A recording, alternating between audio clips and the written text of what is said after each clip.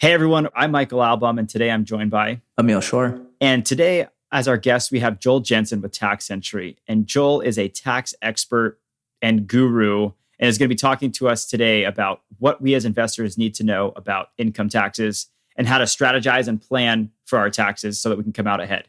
Joel, thank you so much for being here. Really appreciate you taking the time. Sure, love to be here. Awesome. So can you give all of our listeners a little bit of background about yourself and how long you've been working in the tax space and kind of what you've been doing? You bet. So I graduated with my master's degree from Brigham Young University in the early 90s. So it feels like a long time ago. But from there, I went to work for Ernst & Young, which is one of the, we'll call them the last four large service firms out there. When I was there, they were the big six. Now I kind of call them the final four. But I was with Ernst & Young for about 10 years, working on large audits, large compliance, SEC transactions, that type of thing. And after doing it for 10 years, the part of the job I really, really liked was working with people. The interactions I had with people. The part I didn't like was feeling like I was just servicing kind of these large companies. And so what I decided to do was leave Ernst & Young, kind of start my own firm so I could actually have a significant impact on an individual's tax and financial circumstances, where I felt it was much more gratifying for myself personally. And I've been doing that for almost 20 years now. Became a real estate investor myself, probably back in 2005. So I've been doing that as well on the side, which I really enjoy. Flip some houses, own some rental properties. So since then, I guess I'm in the real estate game, but my full-time job is CPA. Great. It's so counterintuitive that you mentioned that the favorite part of your job working at one of the big six or the big four was interacting with people, because all the accountants I know, the worst part of their day is when they have to interact with other people. I know. Yeah, so that's probably why I only lasted 10 years, right? I'm like, this isn't for me. I got to go. Got to get out. Got to get out now while I can. Yeah. Awesome. So, and I love too that you're an investor, because you're drinking the Kool-Aid too. And so you're really talking and preaching and consulting on the things that you're also doing. Correct. Yeah. So I think it helps, if you're dealing with a CPA, for example, that at least they have a working knowledge of what it is that you do. Mm-hmm. And since I am in the real estate game, obviously I have lots of real estate clients, even contractor clients, anyone even within the field of real estate, whether they own it or provide services to people who own real estate. That kind of outlines a significant portion of my clients. Great. So I wanted to jump into the meat and potatoes of this tax discussion right away. And I'm going to let Emil kick it off in talking about deductions and kind of what those are, what those look like, what people should be aware of. So the various types of deductions that real estate investors should have on their radar are property taxes, property insurance, mortgage interest, property management fees, property repairs and maintenance, capital improvements and ongoing maintenance, and advertising expenses. So things like the cost to list a rental, to find a new tenant, marketing your property for sale. Those things are also deductions as well. Let me go through maybe the aspect of what it is like to actually own a property. So I go out and I buy a rental property. I'm going to bring that in. I'm going to put a renter in there, and I'm going to earn rental income, right? So that's kind of the basic premise of when I own a rental property. Now, what's offsetting part of that revenue are some of the standard deductions like you mentioned. So oftentimes when we buy rental real estate property, we're financing it. So we have mortgage interest, right, that we're deducting against that revenue. We have insurance that we have to pay to insure the property that we're also going to deduct against that revenue. Oftentimes it's ourselves, right? Maybe we're managing a property and we don't have a management company that's doing it. Or let's say the property is, 100 miles away from me. So I have to get a property management company involved. So I got to pay them in order to do it. So I may have some of those types of fees, maybe some HOA fees for owning the property that are due, especially in kind of the condominium space, right? Condos or maybe apartments or multi-doors, rental properties, that sort of thing. I may have some of those fees as well. Advertising, whether I'm advertising something for a person to rent or whether I'm advertising for maybe a home to sell, all those costs kind of go in to offset my particular rental income that I am earning. So if you can think of kind of, if I take, lots of people have experience with their personal homes, right? And they say, look at all these outgoing bills, utilities and interest and my property taxes, all those things. Think of it in those terms. All those same expenses that you have for your personal home, you're still going to have for your rental property because it is still a house, right? In most cases, right? So you're going to have those expenses. Now, all of those things that you're paying out for that property become deductions against your revenue. So I would just look at it as kind of all the expenses that are associated with the property. I get to deduct against any rental income that a renter is paying me. And that's so different than, like you mentioned, on a primary residence. If someone has a primary and they have a property tax bill, they don't get to deduct that against any income because there is no income, but they don't get to deduct that against their. Yeah. So it sounds like pretty much everything on a rental property, if it's an expense, is a deduction. Yeah, it possibly can be. Yeah. So let's make it easy. So I got to go change a light bulb for someone because they don't have a ladder. So I go to Home Depot, I buy a light. I go over to my rental property, I put that light bulb in. I get the cost of that light bulb and I get a mileage deduction for driving to Home Depot and for driving over to my rental property and then for driving back to my house. So that encapsulates 2 actual deductions that I may have going for me to offset some of that income. So I always tell people, look at what it took for you to make $1. Let's do it at the bare bones minimum. What did it take for you to make $1 in conjunction with that rental property? How did you spend your time? How many miles did you drive? What were you buying on behalf of that rental property? What were you buying in order to maintain that property or service that property? For example, a renter's in there. I'm managing it myself. Got to have a cell phone, right? Now that cell phone becomes a deduction against the rental income. Probably got to have internet if I'm going to list something. Well, now I get to write off my internet as part of the operations of that rental property. So I always say, really take a hard look. What did it take for you to make $1? Okay, what did it take for you to make $1? And that's probably what you're going to be able to deduct on your tax return as part of that real estate operation. That's great. So all those things we just mentioned, are those fully deductible or is it only 50% or some partial amount? Good question, because the new tax code limits us personally from our property tax perspective, right? So we can only deduct up to $10,000 worth of state or property tax on our personal tax return. But when it comes to my rental activity, I don't have those same kinds of limitations. Or I'm deducting property tax in full. I'm deducting my mortgage interest. I'm deducting, the cost of the light bulb in full. Most of those aren't limited or don't have limitations as far as my deductibility against a rental property. So then, Joel, is it accurate to say, let's say I made $10,000 in rental income in the year, and I spent $6,000 in these various expenses that we just mentioned. The delta there is $4,000, so that I end up with $4,000. But is that what's taxed? That is what's taxed. Yeah, it's your bottom line. Sometimes people get revenue.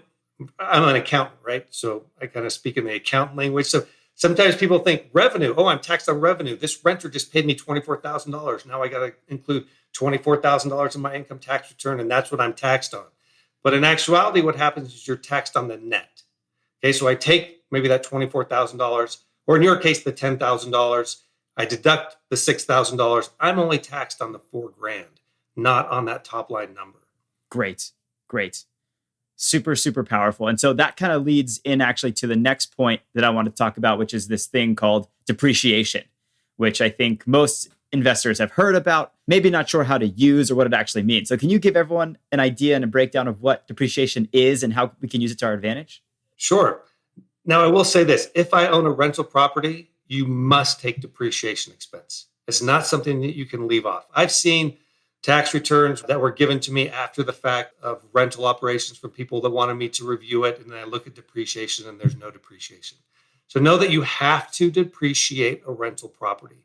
And what that means is the IRS is giving us basically a useful life, if you will. They're saying that I go buy a rental property, its useful life is 27 and a half years. So I'm going to divide the cost of that property over that 27 and a half years, and I get a yearly expense of whatever that number ends up being. That yearly expense is awesome because I'm able to deduct that. Let's take back your scenario of 10,000, 6,000 worth of expenses left with 4,000, right? If those 6,000 were hard cash outflow numbers or dollars, I still get to deduct my depreciation against that $4,000. And now maybe I'm only taxed on $2,000, right? So depreciation is a wonderful thing because it's also kind of a non-cash item. Okay, I bought the property, it has a loan on it, or maybe it doesn't. Maybe I was able to take the property down in full when I initially purchased it, but I still, even under that scenario, get to depreciate the property. So I'm not paying for the depreciation. It just happens automatically once I purchase it. And so you mentioned that it's based on the purchase price. Is that right? Based on the purchase price. That's correct. Yep. So in our $10,000 rental example, if we bought the property for $100,000, I did the math really quick here. Oh, you did? Thank you. Yeah, I wasn't going to put you on the spot. And we say that residential property is 27 and a half years, right? Commercial property is 39 years. Correct. And so if it's residential property, we divide the purchase price by 27 and a half. If it's commercial property, we divide the purchase price by 39 years. So let's take a property we bought for $100,000, divided it by 27 and a half years. We get $3,636 of depreciation every year. Every year until that 27 and a half years has passed. Got it. So going back to our $10,000 in revenue example, we had $10,000 in rental income, $6,000 in expenses. So it leaves us with $4,000 net gain. But now you're saying we get to deduct an additional $36.36, and meaning our taxable income is going to be like $40 for the year? Correct. Yep. Holy smokes. Yeah. So that's the power of depreciation. That's why it's so great. So when I buy a rental property, a great position to be in because of depreciation is to be what I call cash positive, meaning that the revenue that I'm earning is greater than the cash outflow for any expenses that I have. Mm-hmm. But because I have this depreciation figure, right, I can actually have a loss on my tax return, yet still be cash positive in the real world. I mean, that's the power of real estate. So when people say, hey, I want to go into real estate, there are tons of tax benefits. Oftentimes that's what they're referring to, that I can create this loss on my tax return and offset maybe my wages, my W-2 wages from my employer, even though I'm cash positive when it comes to the actual activity of the property. So would another way of saying that be at the end of the year, I can end up with $1,000 in my pocket, but actually offset the income that I've earned from my W-2 and get taxed at a lesser value? That's correct. Yep. I see it all the time. I love that you guys brought this up because this is why people tout the benefits of real estate, right? It's like everyone knows there's huge tax benefits. And this is the biggest one where you can actually be making money all year, cash flow positive. But because of depreciation, you're showing either no gain or a loss, potentially offsetting your personal income. So that's correct. Awesome. Yep. Maybe you have that scenario, loss, cash positive. The other thing that happens with real estate is our gains, right? So our appreciation just to the value of the property over years tends to go up. So when I sell it, I'm going to sell it at a higher dollar than when I purchase it for. And the entire time I'm owning it, I'm showing all these losses, but I'm still reaping these cash positive cash flow numbers that are coming through. Yeah, it's a real powerful game when it comes to real estate. That's why I'm in it, right? That's right. Yep. I know this is probably a little bit more tactical or advanced, but okay. Let's say I've owned the property for 27 and a half years, right? I've taken full depreciation. Now I want to sell it, right? One strategy we've talked about on prior episodes is using a 1031. So let's say I 1031, so I have no capital gains on the sale. When I 1031, will my new property, will I be able to depreciate that one over 27 and a half years? Or what happens to this amount I've depreciated all that time? So it depends on basis, right? And typically what happens in 1031 exchanges, if you held it for that long and then 1031 it into a new property, I mean, that would be a pretty phenomenal thing to begin with. But what we do is oftentimes people are selling something to get into something that's larger or bigger or creates more revenue, right? So it depends on my basis. So if I had something that was worth $300,000, I depreciated it all, 27 and a half years, I 1031 exchange that into something that's $500,000. I've already depreciated $300,000 worth of my basis. So now I grab that additional $200,000 and now I'm going to start depreciating that once I own that new property. Yeah, so I don't depreciate the same thing twice. Okay. Got it. And so speaking of depreciation, something that I'm doing actually for the first time this year is a cost segregation study. Can you share with everybody, Joel, what that is and how that might be used to help out? Yeah, that's really powerful because we're talking about depreciation, the benefits of depreciating a property. Now that 27 and a half years oftentimes can seem like a long time. And if you get into the commercial space with 39 years, can you imagine, if you're going to hold something through 39 years, that may seem like a really long time. For most people, I would think that it would be. So what a cost segregation does is it allows someone to go in and start piecemealing the actual individual costs of a property. Okay, so you may have costs for electrical wire, plumbing, drywall, roofing, wood, steel, nails, screws, light fixtures, all these different costs.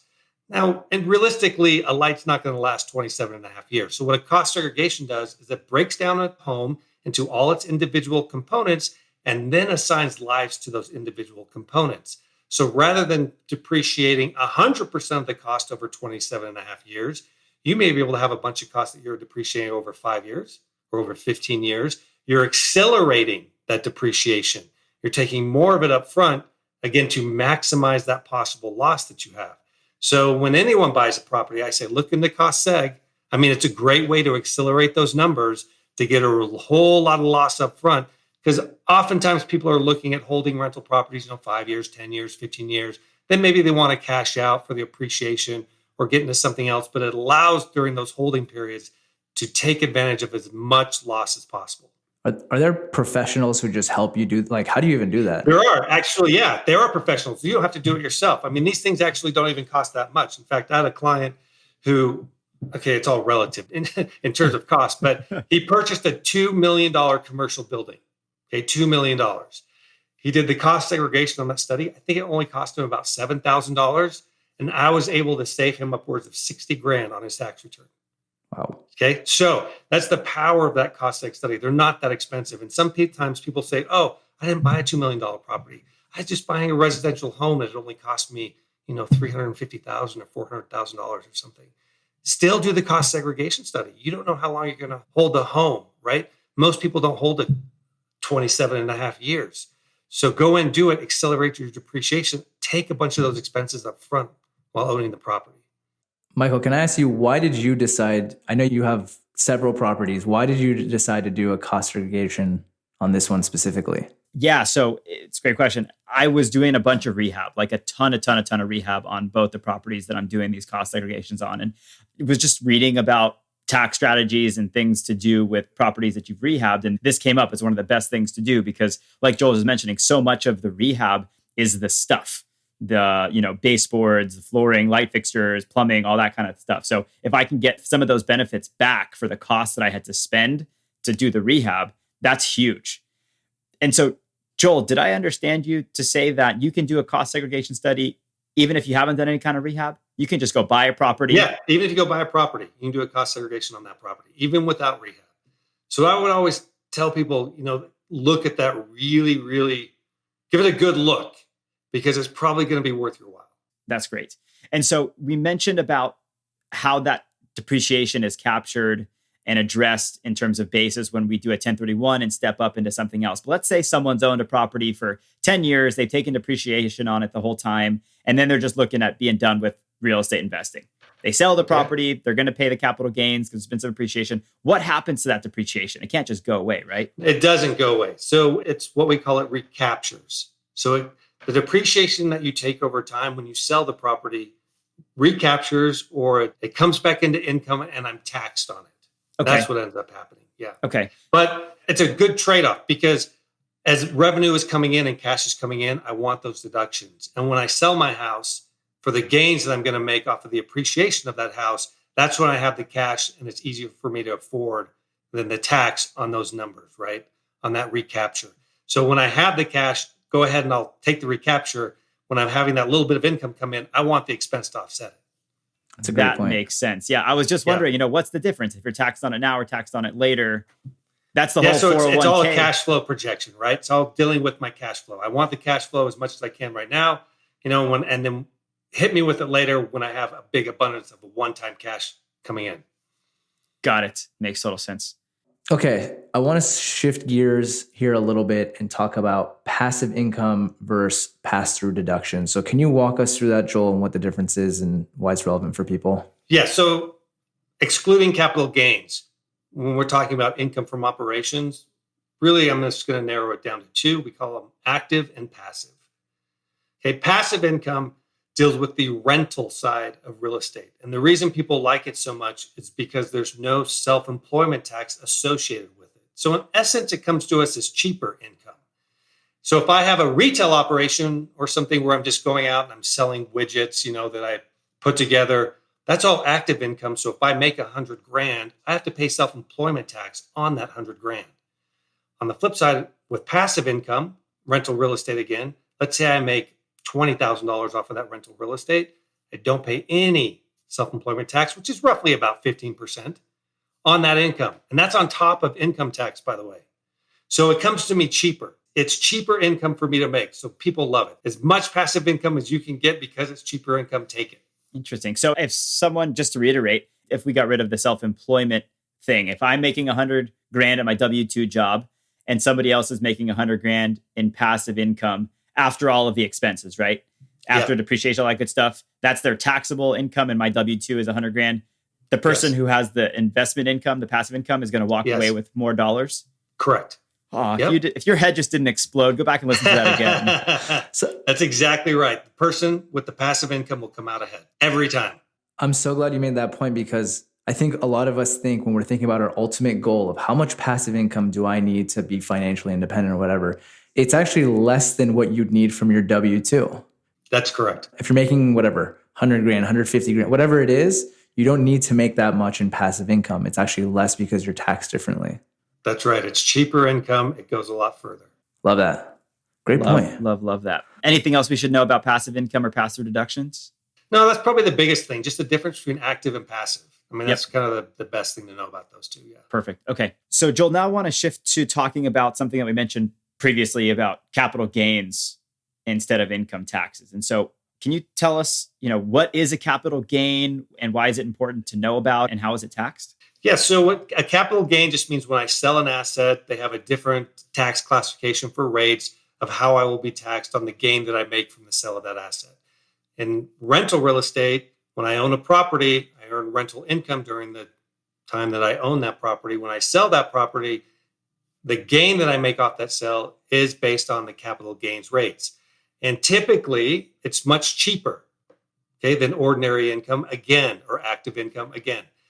Right now, I mean, there are some beautiful things when it comes to capital gains or capital gains rates. I mean, I can't remember the last time they were this low. Did you know that you actually will pay 0% capital gain if your other income is under $80,000?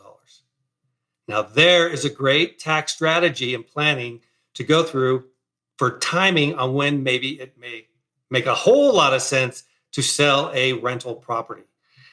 Above $80,000 to about $500,000, you're only taxed at 15%. Now, this is all based on if I held the property over 1 year. Okay. After 1 year, I get long-term capital gains rates. Above $500,000, my other income sources are above 500 grand, I'm going to pay 20%. So it depends on your other sources of income to how much capital gains, how much long-term capital gains you're actually going to pay. So if you're going to sell a property, really look at how can I mitigate some of those other sources of income to ensure that I get the lowest possible long-term capital gains rates. Lots of tax planning opportunities that go into that. And is this something new? Did you mention that this has changed recently? Yeah, so it's something new with the new tax change that happened a couple of years ago. They're always kind of fussing about when it comes to capital gain rates and how they want to treat them. This is one of the aspects that came out of it. If you think about just comparing capital gain rates to ordinary income rates, where let's say I had a nice job, I made 150 grand, I sold the property, made another 100,000. That 100,000 is only going to be taxed at 15%. Whereas if I'm married filing jointly, my other income is going to be taxed at 22%, right? Roughly. And so it just comes at a lower rate. So capital gains rates, it's so beneficial from trying to put money back in your pocket, especially from a timing perspective nowadays. So if I was retired and I have a property, so my other income is income outside of the rental property business? Yeah. Okay. So outside of your rental property. So if you were to look at a 1040 tax return, you look at all the various lines, dividends, interest, W-2 wages, business income from partnerships or S corps or however that may be. So you look at the total of that. That's how they measure it. So what are your income sources? And that's what's going to dictate the capital gain rate that you're going to pay. Got it. Okay. So if I've retired, I have a couple investment properties, I don't have any other sources of income, right? It's just my rental properties. I go to sell that, I'm not paying, I'm making less than 80K. So if you're married filing jointly, you're under 80 grand. Yeah. So it also makes for some interesting tax planning as well. If you have a few rental properties and you're going to go, let's say I have 4 or 5 and I'm going to go sell one, I may go to my renters and say, guess what? December's free. It's on me. Congratulations. I don't want your money, right? Just because I want to stay under that 80 grand. So that's why I say there's all kinds of tax planning opportunities to do especially timing wise when it comes to selling a rental property. So I'd sit down with a CPA, go through it, go through your scenario, and then, make some decisions. Interesting. That is awesome. Yeah. Is there a good time, or if someone was coming to you and said, Joel, I want to utilize your services, when would be the ideal time to start planning strategically for their taxes? Yesterday? Today. Yeah. Yesterday. Today. Because Okay. if you come to me now and say, hey, what can I do for last year? I'm going to say, well, you kind of handcuffed me. There's not a whole lot I can do for you last year because we're all cash-based taxpayers. So when we report our kind of activity for the year to the IRS, to the state, it's based on January through December, right? So effectively, I need to make all my decisions and spending and do what I need to do between January and December. And when you come sit down with me to do your tax return or the compliance aspect of your operation, then we're just looking back and saying, okay, what did you do? How did things go? Right? That's the easy part. That's just basically reporting. It's nothing more than that. But the actual savings happens throughout the year. It happens throughout the year. Okay, great. I can see, obviously, when you have multiple properties, it makes so much sense to work with a tax professional. Do you think even if I'm just starting out, I have my first property, I've traditionally done my own taxes, I should really enlist a CPA's help? I know Absolutely. It's kind of a loaded question. And it's a loaded question. I'm going to self-promote myself. Only slightly biased. Maybe slightly biased. Okay, but I'm going to give you a real world example for this one. Okay, that it has nothing to do with taxes. Really. Really. So when I left Ernst & Young, this would have been, 20 some odd years ago. I decided because I'm an accountant and I'm cheap by nature, right? Most accountants are cheap. You've met us. You've met my fellow people, right? That's right. So we're cheap by nature. So I thought that I would save money if I built my own computers rather than going out and buying from Dell. Maybe it was only saving a couple $100, but I thought, oh, that's a great way that I can save some money. Then after building my own computers, I thought I was a smart little guy and I would build my own server, which I did, which led me to building my own phone systems, which I did, which led me to trying to build my own website, which I failed miserably at. But what would happen is during tax season, when everyone was working, when we, would do our most billing and our invoices were the highest throughout the year, and someone's computer broke, guess who the first person they called was? It was me. Hey, come fix my computer. So I'd leave my desk, go down there. I may spend 2-3 hours trying to fix their computer. But guess what I wasn't doing during those 3 hours, during the highest billing rates that I have throughout the entire year? Collecting money, right? I wasn't billing anyone. I wasn't doing anything that I could collect money. And at the end of the day, it ended up costing me way more to do it myself than it was to hire all that stuff out. And I like to call it team stacking, right? So you got to look at what is your team? How am I stacking and putting all that together? So now I have someone that deals with my phone system, that deals with all my IT stuff that I need. I have a lawyer that deals with this. I'm in real estate, so I have a general contractor that deals with all that stuff. So I don't have to do it. So I can focus on what it is that makes me the most money, which is tax planning and tax compliance, doing tax returns. So I would suggest that as well to someone even new in real estate. Team stack yourself, put people in place that will allow you to focus on what it is that you want to do and how you want to make money. Because I can promise you, you will never see as many tax things as I do. You'll never, have those discussions or read all those wonderful IRS bulletins that even put me to sleep, right? So you wouldn't be doing all that stuff like I would be doing it. So team stack yourself, focus on what it is that make you money, and put all those other things together and let them worry about that stuff. I fully agree with you. I have a full-time job. I'm trying to focus on the actual real estate investing and all these things, have a family. I would much rather leave it to somebody who knows what they're doing, who's living and breathing it all the time, rather than trying to learn it myself. And this is also one of those things where it's a high ROI thing to me. Like a good tax professional is going to be able to figure out how to save you more money than you can go figure out and do yourself. So I'm with you. Exactly. I have no bias. So the question should be when you go down and sit with someone, isn't can I deduct this, right? The question should be, how do I deduct this? There you go. Right? And then you leave it to someone like me to go through and say, give you the hows. Okay, this is what you need to do. This is the support and documentation that you need to have. And this is how we can structure it, right? That's where tax planning comes in. And that's why it's so important. So even if you're just starting, I would make sure that I get connected with someone who understands the business that I'm doing, understands the real estate game, and can start advising me upfront what to do and not make and stumble over maybe some of those mistakes someone who tries to do it on their own would find. Absolutely agree. That's so good. Yeah, I concur with you both. Nothing to add. This is great stuff. Okay, last couple things I want to touch on, Joel, before we get into some high-level questions. But can you talk really briefly? I know we had another episode about 1031 exchanges, but can you just touch on 1031 exchanges and opportunity zones? Yeah, so I'll just touch on them really briefly. 1031 exchange allows me to sell a property and reinvest all the gains I make off that property into a new one and not pay any tax.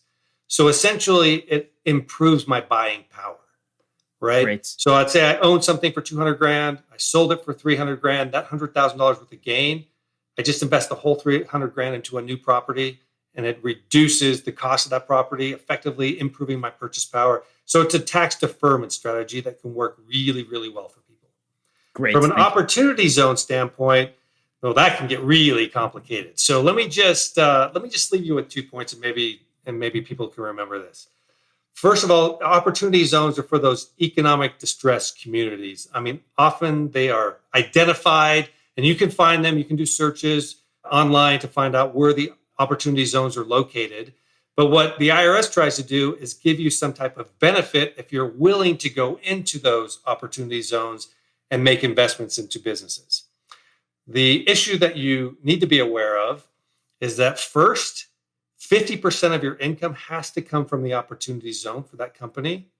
Okay, 50% of it has, which means that if you're a manufacturer, it doesn't work really well if you want to go into an opportunity zone. However, if you're a real estate investor, it works really, really well because I can go into an opportunity zone, buy a building, and earn all my income, my rental income, from inside the zone, which means that if I hold on to that property for 10 years, I get to sell it tax-free. Yeah, so that's the benefit. I'm going to give you a benefit when you sell it, right? When I sell it, because it can be tax-free, but there are lots of rules surrounding how I need to go about buying that property, holding that property, making income from that property. So opportunity zones can get really complicated, but just sit down with someone who understands it. They can walk you through it, but it can make a really, really great investment from a rental property standpoint. Fantastic. One last question for you, Joel, is what are some common mistakes you see new investors making? Common mistakes. One is that they're lacking in documentation for support of how they spend money. Because oftentimes when it comes to, let's say, audit, if the IRS was going to look at someone's activity and they wanted to audit it, a lot of your ability to support the expenses that go into your tax return is based off of documentation. The other one I would say is most people don't include all their expenses. They look at it very, very narrowly, right? So if I own a rental property, there's some big ones that just stand out. Insurance, mortgage interest, property taxes. I mean, those are some of the big ones that are just there. But if you go back to our conversation earlier when I talked about going to Home Depot, buying a light bulb, going over, I'm looking at mileage. What did it take for me to actually earn $1? People never really take a step back and look, maybe go through your credit card statements, your bank statements, even cash that you spent, deal with if you have a general contractor or someone like that, like what was the money I spent with you? You really have to take a hard look at all of your expenses that went into the activity of that rental property, because that's where you're going to see your benefit. I mean, taxes, oftentimes we call it death by 1,000 paper cuts, because it's all these little things that kind of I miss and miss and miss and miss. And when I accumulate all of them, it's a really big total, right? So really look at how you're spending your money and spending your time. I have a question. Shoot, Pierre. What would be sufficient documentation for driving to Home Depot? Is taking a spreadsheet and counting your miles good? Yeah, spreadsheet could work. You can go into Google Maps. It's a beautiful thing. Get some directions and just print that out. There are also lots and lots of apps that will help you identify your mileage and where you went that are really, really useful, like Mile IQ or TaxBot. It's almost like, the right swipe, left swipe. So it tracks all your mileage and you're just going through swiping personal, business. And it's really easy to do. It creates the log for you. So I would always tell people to use technology to your advantage, especially when it comes to tracking what you spent and doing your documentation for anything that goes into your tax return. But a spreadsheet would work just as well. That's great.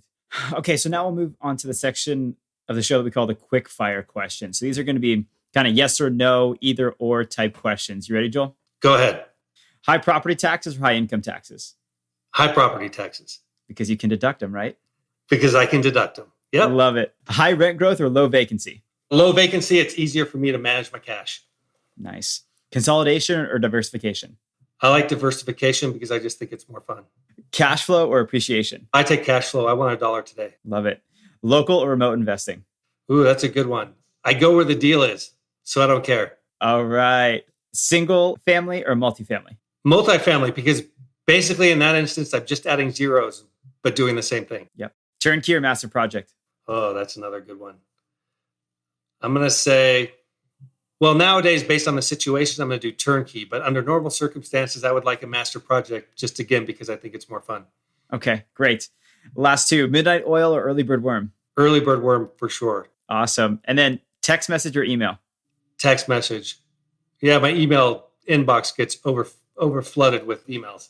Yep, I know how that goes. Awesome. Well, Joel, thank you so much for taking the time and spending the time with us. This has been really great. What's the best way for someone to get in touch with you if they've got tax questions or tax needs? Yeah, so if they want to get in touch with us, I would actually go to taxhive.com/roofstock.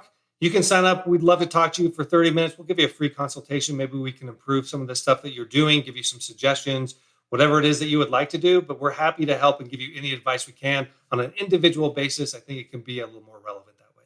Fantastic. And again, the name of your company is? So we're Tax Sentry, but if you go to taxhive.com, that's where you can find us.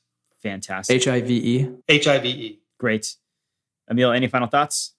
No, Joel, thank you so much. I learned a ton about real estate investing taxes myself. So thank you so much for coming on. Sure, love it. Happy to be here. Always a pleasure. Looking forward to hopefully chatting again soon. Thanks, guys. Okay, everyone. Thanks so much for listening. Hope you enjoyed it as much as we did. I know both Emil and I got a ton of knowledge and golden nuggets out of it. So again, a big thank you to Joel, and we can hopefully have him on again. Thanks so much for listening and happy investing. Happy investing.